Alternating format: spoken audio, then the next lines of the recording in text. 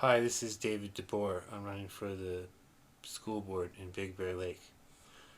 Some issues I think are important are our use of computer technology, home privacy, the grading of citizenship, and a recess and physical education program.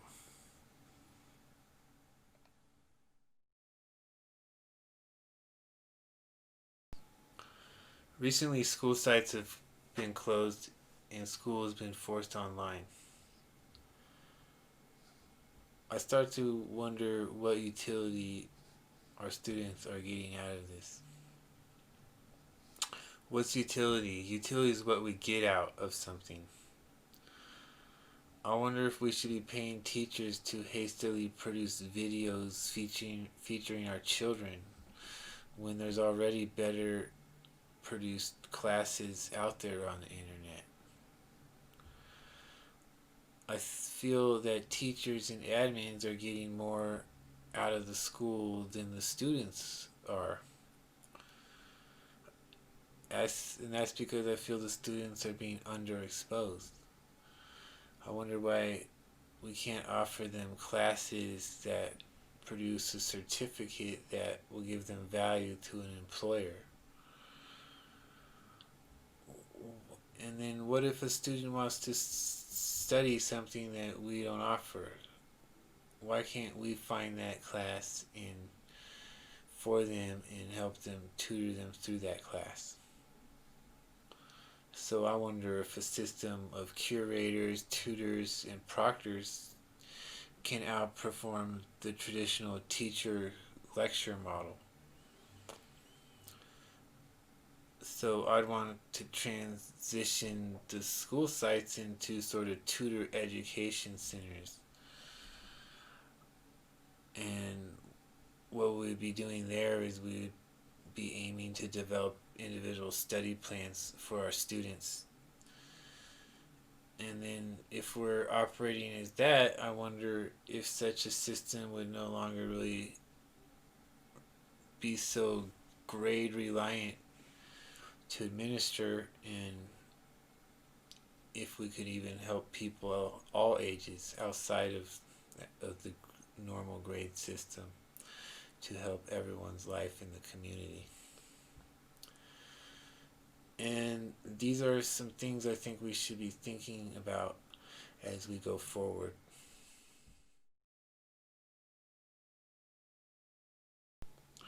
One issue that we're facing currently is home privacy in schools.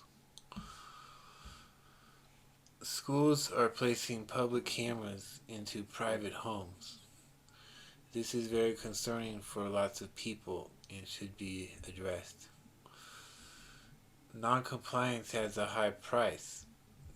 If your children don't attend school, you can have the police visiting your house. You might lose the custody of your children in some cases. Um, you have to attend public meetings from your home, so that's opening your home to the public. Parents are upset about this invasion of privacy and don't always feel comfortable to speak about it. And when we combine that with the school's sort of use of sort of double speak paired with a please just comply mentality, then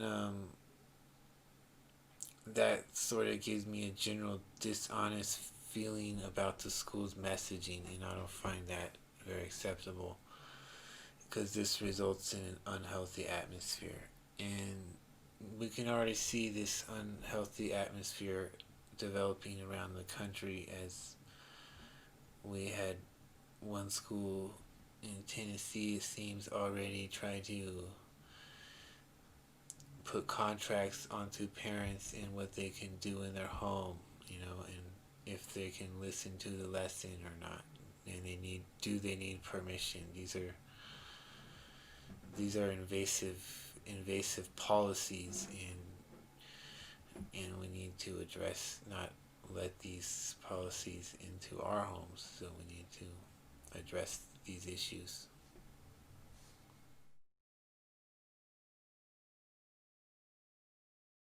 I'd like to talk about computer technologies as it will be important in most everything we do in the future.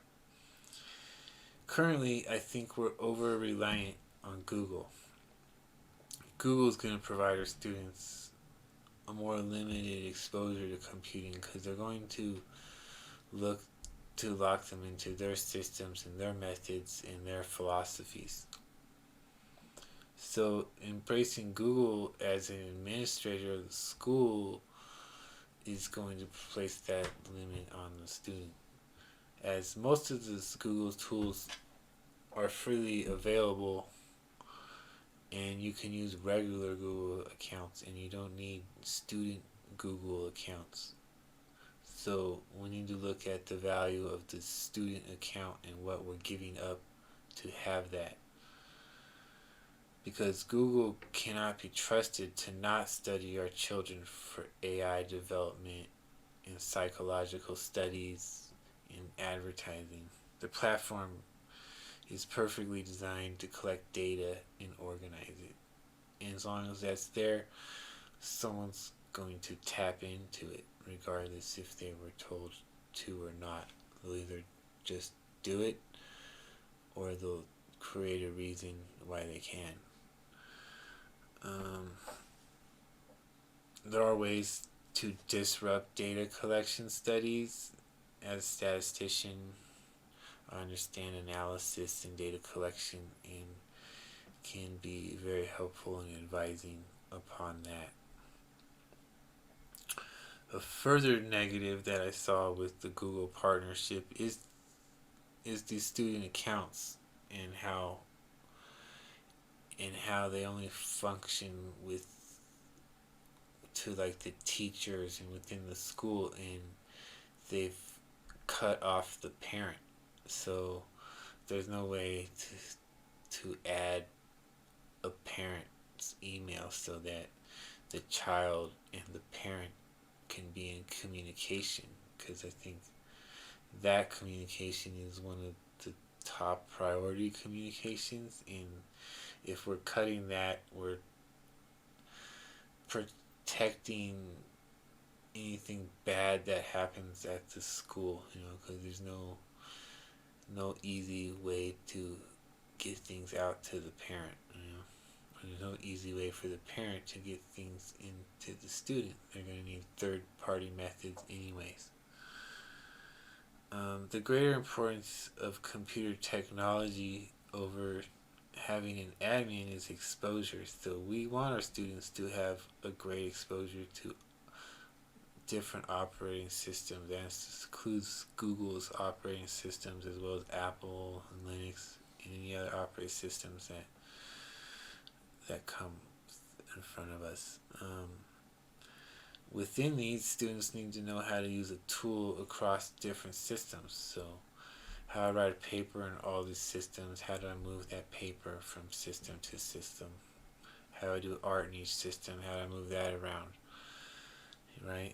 And so these are the greater importance of computing, and they need to be ingrained in activities throughout their growth so that they just kind of learn this movement between computing systems and files, and they just learn this, how to navigate this over time and through their coursework.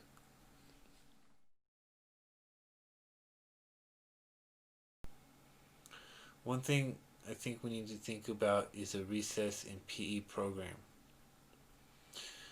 Recess is important for both your physical education and for social interaction. Lots of exercise happens during recess, and lots of bonding happens during recess. And we're removing these from our children's childhoods, so it's a big concern and something we should look into. As well, physical fitness has proven to be an important factor in survival, as obesity has been one of the number one factors of death relating to the coronavirus.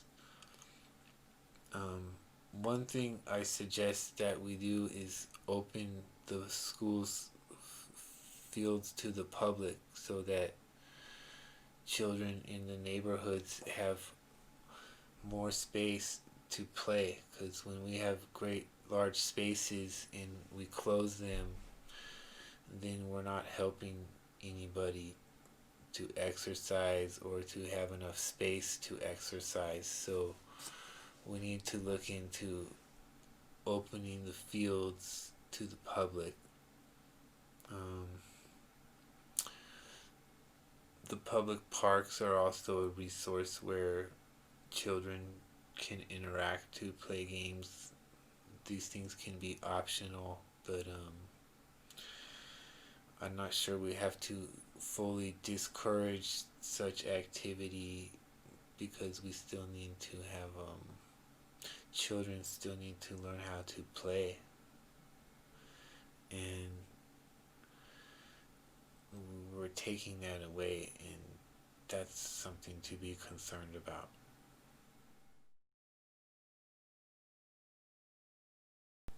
One thing I'd like to talk about that may not be on your mind is the grading of citizenship. I believe it may be important for the safety of our students and the community. What is a citizenship grade? I ask myself, what's it useful for and how can it impact a student? When I think about where it comes from, the teacher assigns it, and when you start, all the students basically have a full score, and if you upset the teacher throughout the year, your score goes down. So it's kind of like a negative opinion score. What happens to this score? It gets passed to the next teacher or the next school system. So when the student's supposed to transition into a fresh atmosphere, they're potentially biased by a negative opinion before they start. I don't believe that's fair, and it's not something that a public school should be engaged in. Outside of the school, the only place you're likely to see such a score utilized will be in a family court.